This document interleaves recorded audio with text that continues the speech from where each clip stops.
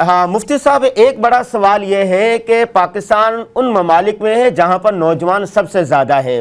نوجوان آج یہ ہے کہ جھوٹ، فراڈ، دھوکہ، بدعنوانی میں ملوث ہے، جیسے چاہیں ان کے پاس پیسہ زیادہ سے زیادہ آ جائے۔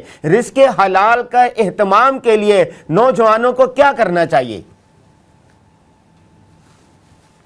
ماشاءاللہ، سوال آپ کا بڑا اہم ہے۔ پہلے تو تمام حضرات کو میں سلام پیش کرتا ہوں، اور ماشاءاللہ ہمارا یہ رمضان کا پروگرام بہت ہی اہمیت کا حامل ہے۔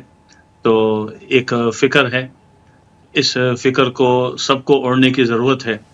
پہلی چیز جو آپ نے بات کی کہ نوجوانوں کا مسئلہ، یہ بات نوجوانوں کا جو مسئلہ ہے، آیا یہ اس کا عمومی ادراک، عمومی فکر، عمومی سوچ پیدا ہوئی کہ نہیں ہوئی، یہ ایک بہت بڑی ضرورت ہے۔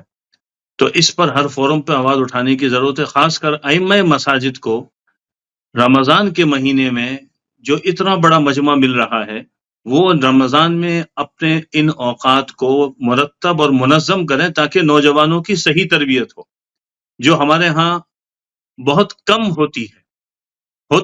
بعض مساجد ہیں بہت ماشاءاللہ اچھا کام کر رہے ہیں، لیکن ایک عمومی فضا نہیں ہے۔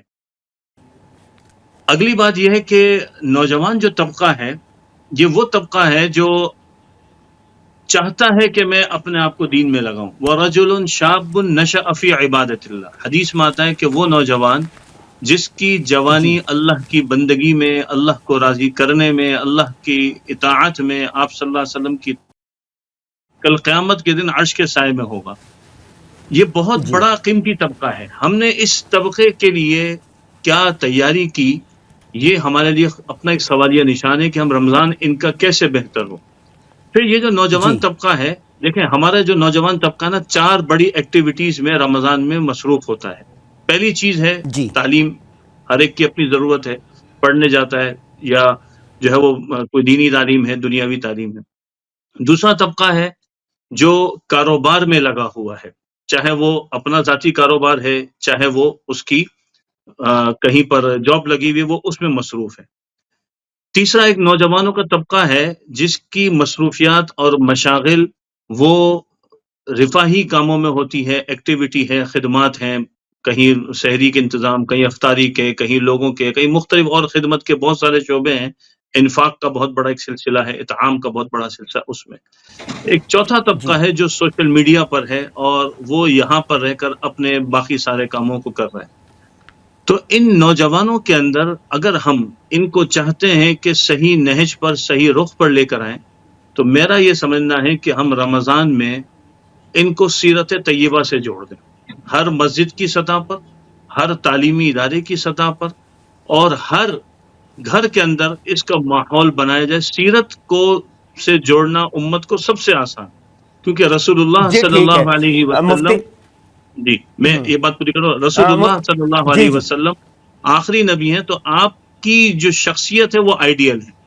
تو حضور کی شخصیت کو اگر ان کے سامنے لے آئیں گے اور ان کو اس سے آپ سے روشناس کروا دیں گے، تو جتنے ہم فکری انتشار دیکھ رہے ہیں، اور جس کی طرف ڈاکٹر صاحب نے بھی نشاندہی کی، حضرت مولانا نے بھی نشاندہی کی، وہ بہت ساری چیزیں ہماری کنٹرول ہوتی چلے جائیں گی۔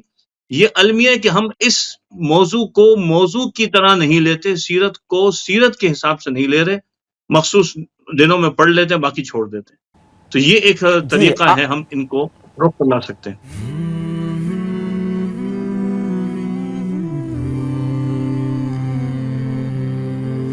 رمضان المبارک کی پر نور ساعتوں میں دیکھیے درسقرآن.com کے یوٹیوب اور فیس بک پر ہلال رمضان، سوشل میڈیا پر سب سے قدیم اور سب سے ریلائبل برانڈ www.درسقرآن.com۔